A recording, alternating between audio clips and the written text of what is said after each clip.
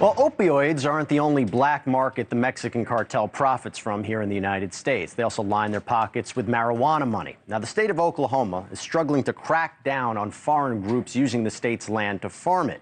New numbers from the state's Bureau of Narcotics estimates that more than 70% of the illegal growth operations have international ties. So we're not just talking the cartels, but the Italian mafia, the Chinese Communist Party. They're all cashing in, and it's undercutting the profits of the legitimate businesses following the law.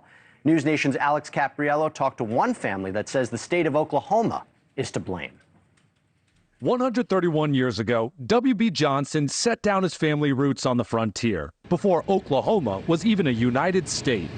5 generations later, his great-great-grandson, Joey Mybergen, is still running Johnson's Seed Company, a giant in the farming industry. What do you think your great-great-grandfather would think if he saw everything that surrounds you to this day?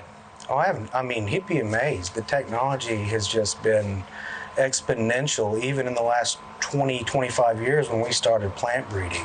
For more than a century, the family business thrived, selling seeds, grain, cattle, and beautiful Bermuda grass.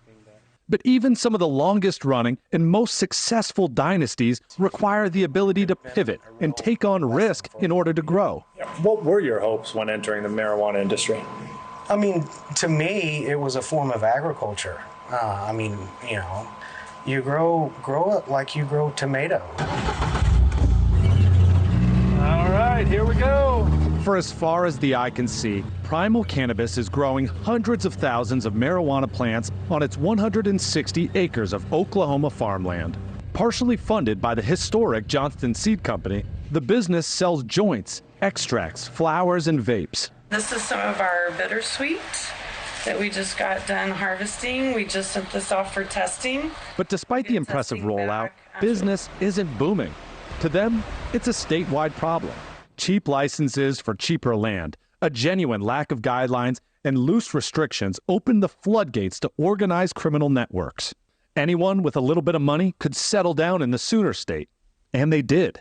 In year one, as soon as it opened, it was like we're off to the races. They weren't regulating anybody bringing anything in from out of state. To you, it feels as if the government of Oklahoma let everyone down.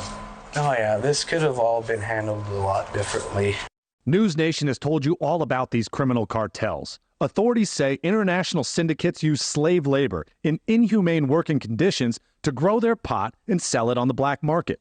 And it's not just the Chinese Communist Party. The Oklahoma Bureau of Narcotics has discovered ties to Mexico, Armenia, Bulgaria, Russia, and even the Italian mob. This is video from a recent raid where authorities sling-loaded illegal marijuana to be destroyed. But the fight is never ending, and legitimate license holders are getting their profits cut out from under them. Thanks to the competition from the illegal cartels here in the state of Oklahoma, it's drastically impacted the price of the products on the shelves. Take, for example, this quarter pound of medicinal marijuana. 5 years ago, this would have sold for more than $800. Now, Primal Cannabis says they're lucky to get $200 for it. Are you able to say year over year how much you've lost? We've lost millions. Primal Cannabis has had to adapt to survive among the black market competition. It let go of about 80% of its workforce. It drastically cut down the amount of planting that is done outdoors, and the company has had to make some hard decisions about if this business is one they want to actually stay in. Hindsight's 2020. If we could go back to 2018, I seriously doubt we would jump into this venture. From a cost perspective, it's a legitimate calculation. Electricity costs $9,000 a month. Labor, $35,000 a month. And the fencing alone around the perimeter of the farm costs $250,000. But these are expenses most illegal operations are ignoring. To the legitimate license holders doing things by the book, that's unfair. They probably are still paying for electricity, but I know that they didn't spend $500,000 on a fence. Right. And I know that they didn't spend $20,000 on a security system. The governor, state regulators, and law enforcement say they're cracking down on illegal operations. Commercial grow licenses have become harder to get. And the Attorney General says a first-of-its-kind task force has run out thousands of illegal marijuana farms in the state. But for those legitimate Oklahoma farmers, it's too little, too late.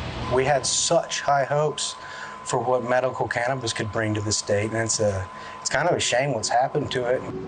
Since 2021, the Oklahoma Bureau of Narcotics says the number of people registering to grow marijuana in Oklahoma has dropped from 10 to 3,000. They say that's tangible proof that their efforts to weed out bad actors is working. Back to you. It's a real shame what's happening over there. Alex Capriello, great reporting as always. Thank you.